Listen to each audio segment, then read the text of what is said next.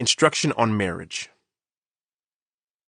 Now, regarding the questions you asked in your letter, yes, it is good to abstain from sexual relations.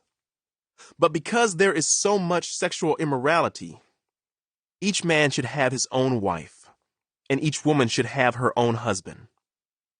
The husband should fulfill his wife's sexual needs, and the wife should fulfill her husband's needs. The wife gives authority over her body to her husband, and the husband gives authority over his body to his wife. Do not deprive each other of sexual relations unless you both agree to refrain from sexual intimacy for a limited time so you can give yourselves more completely to prayer. Afterward, you should come together again so that Satan won't be able to tempt you because of your lack of self-control. I say this as a concession, not as a command. But I wish everyone were single, just as I am.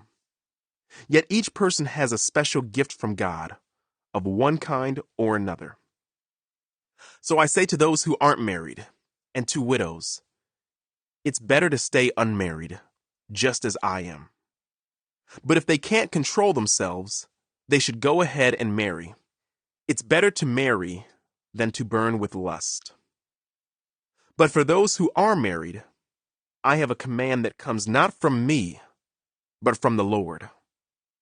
A wife must not leave her husband. But if she does leave him, let her remain single or else be reconciled to him. And the husband must not leave his wife. Now I will speak to the rest of you, though I do not have a direct command from the Lord. If a fellow believer has a wife who is not a believer, and she is willing to continue living with him, he must not leave her. And if a believing woman has a husband who is not a believer and he is willing to continue living with her, she must not leave him.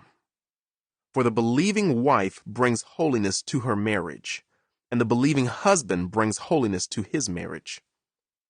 Otherwise, your children would not be holy, but now they are holy. But if the husband or wife who isn't a believer insists on leaving, let them go.